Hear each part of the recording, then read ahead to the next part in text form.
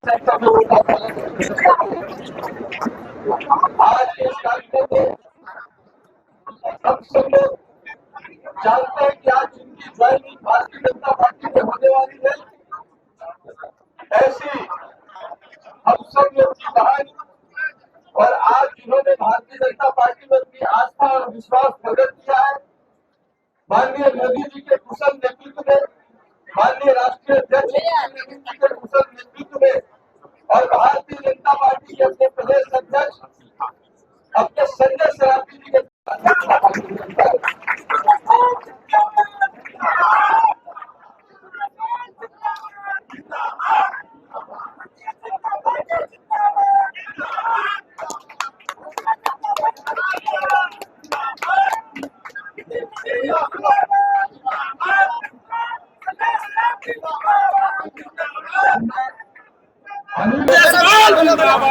BJP join की है।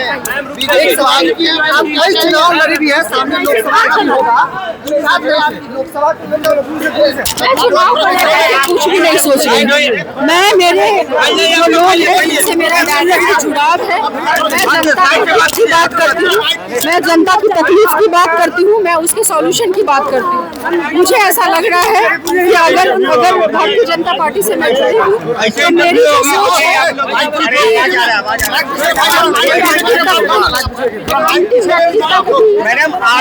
पहुंचे, तो ये मैं देखती हूँ कि वो इच्छा जो है वो देश के प्रधानमंत्री जी के दिल में है और वही इच्छा मेरी भी है। तो कहीं न कहीं से सोच मैच हुआ है, तो मैं यहाँ जब तक मैं एक धारा से जुड़ी थी मुझे दूसरी धाराओं की तकलीफें या चीजें नजर नहीं आती थी। निर्दलीय होकर चुनाव लड़ी, दोनों धाराओं के लोगों से जुड़ने का मौका मिला। मुझे दोनों धाराओं के सभी जाति धर्म और चाहे भारतीय जनता पार्टी का हो या राष्ट्रीय जनता दल का हो, दोनों पार्टियों के मुझे बराबर वोट मिले। और निर्दलीय रह करके चूंकि जब एक धारा का आपके ऊपर वो पड़ा होता है तो आप उसी डायरेक्शन में सोचते हो, यह हकीकत है। लेकिन जब मुझे मौका मिला लोगों तक से जुड़ने का, दोनों ही धाराओं के लोगों को मैंने देखा कि समस्याएं एक सी हैं और उस समस्या को दूर करने के लिए पहल कौन कर रहा है। आज मुझे भारतीय जनता पार्टी से जुड़ने का जो सबसे बड़ा वजह है वो ये होता है देश की सुरक्षा सर्वोपरि है, राष्ट्र सर्वोपरि है और कहीं ना कहीं से माननीय देश के प्रधानमंत्री जी जितने कृत संकल्पित हैं देश की और राष्ट्र की सुरक्षा को लेकर के, इसका सहज अनुमान इस बात से लगाया जा सकता है कि पूरे विश्व में जो वैश्विक महामारी फैली कोरोना के रूप में, या रसिया यूक्रेन युद्ध हुआ, या आज जो माहौल बना हुआ है, ऐसी कठिन अस्थिरता में भी, वैश्विक अस्थिरता में भी हिंदुस्तान आज खड़ा है।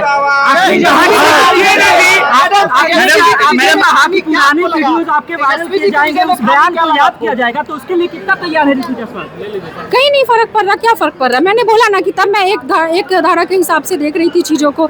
अब मुझे इधर जुड़ने का मौका मिला, निर्दलीय चुनाव लड़के मैंने दोनों ही धाराओं की तकलीफों को समझा, जाना और मैंने कहा कि धारा कोई भी हो, हमारे देश के प्रधानमंत्री जी की जो विचारधारा है वो किसी भी धारा के लोग हो, उन सभी धाराओं के लोग को मुख्य धारा में लाना उनकी विचारधारा महत्वपूर्ण है कि उनको मुख्य धारा से जोड़ा जाए। आरजेडी के लिए आप एक बड़ी महिला नेत्री थी, कितना झटका लगेगा उन्हें?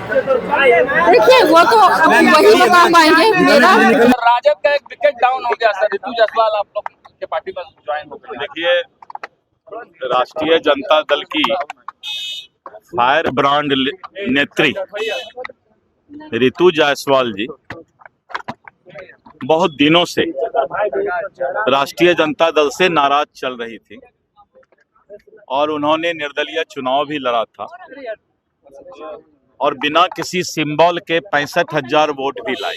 अभी विधानसभा जमीन के नेता हैं और दिन रात मेहनत करके तब राजनीति में यहाँ तक आई है। लेकिन राष्ट्रीय जनता दल का जो हालात होता जा रहा है, उस हालात में उन्होंने भारतीय जनता पार्टी आज ज्वाइन की है और उन्होंने प्रधानमंत्री श्री नरेंद्र मोदी जी के नेतृत्व पर भरोसा जताया है और साथ ही उन्होंने कहा है कि जो राष्ट्रवाद के साथ रहेगा हम उसके साथ रहेंगे। भारतीय जनता पार्टी राष्ट्रवाद के साथ है, इस देश के लिए लड़ता मरता है, इस देश की संप्रभुता के लिए जो है राजनीति करता है और यही कारण है कि पूरे देश के लोग इस बात को समझ रहे हैं कि पहले देश है, देश हमें देता है सब कुछ, हम भी तो कुछ देना सीखें। तो देश से ही हम पेट में रोटी लेते हैं, देश में ही हम सोते हैं, देश के से ही हमें स्वाभिमान होता है। और जब उस देश के साथ कोई विचारधारा के साथ अलग हट करके काम करना शुरू करता है, राजनीतिक दुकानदारी करने के लिए तुष्टीकरण की राजनीति करता है, विदेशी घुसपैठ को जो है वोटर बनाने का प्रयास करता है, तो वैसे लोगों से धीरे धीरे अब लोग का जो है दूर होते जा रहे हैं। और ऐसे दल का भी समाप्ति, जिस तरह से तृणमूल कांग्रेस समाप्त हो रहा है, कांग्रेस समाप्त हो रहा है, उसी तरह और भी दल अब धीरे धीरे जो है जनता उसको नकारने जा रही है। विधायक और सांसद खेसारी लाल यादव भी मिले थे भाजपा के राष्ट्रीय अध्यक्ष से। मेरे प्रवक्ता बताएंगे, क्या लगातार ये राज्य में टूट हो रही है? मेरे प्रवक्ता बताएंगे खेसारी लाल जी पर, क्योंकि उसमें हमको फिर जो है आदमी ये कलाकार हैं वो, तो कलाकार राजद से लोग आ रहे हैं। उनके कई विधायक और सांसद जो है मुख्यमंत्री जी से मुलाकात कर चुके हैं, आप लोगों के संपर्क में हैं, और तोड़िएगा। आप लोग पहले कहा इस सब पर नजर लगाते हैं, पूरी राजद को अपने में समाहित कर लिया। नजर क्यों लगाते हैं भाई?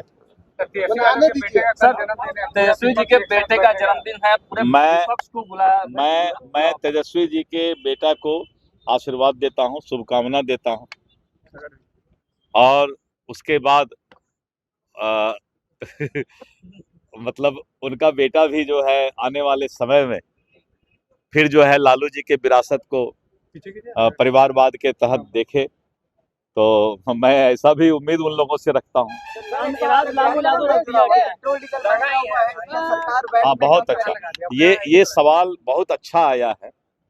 पेट्रोल डीजल का कीमत बढ़ा है, आपने बहुत अच्छा सवाल किया है, और जानना भी चाहिए, क्योंकि देश के नागरिक को ये जानने का हक है कि डीजल और पेट्रोल का कीमत बढ़ा है।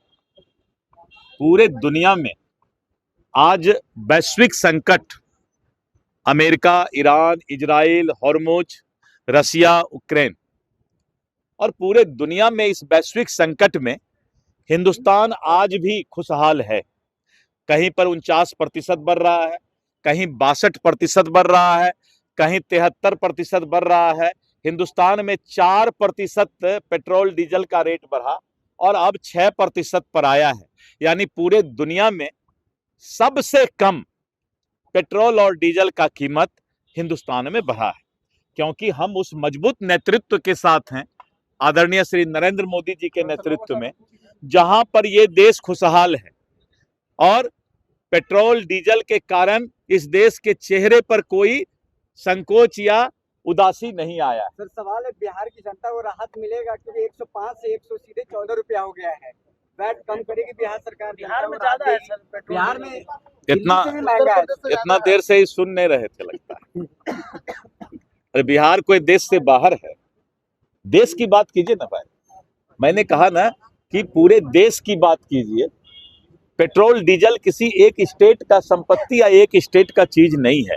अगर एक स्टेट का होता, एक देश का होता, तो फिर वैश्विक संकट पेट्रोल डीजल के लिए नहीं आता। इसीलिए हर चीज समझ करके सवाल करने की आवश्यकता है कि मैंने जब बता दिया कि पूरे दुनिया में सबसे कम यहाँ पर जो है कीमत में बढ़ोतरी हुई। सर, एमएलसी सीट पे नोटिफिकेशन हुआ है 10 सीटों के लिए, मांझी जी एक सीट मांग रहे हैं। इस पर केंद्रीय नेतृत्व और प्रदेश नेतृत्व से जो है आपको जानकारी मिलेगी।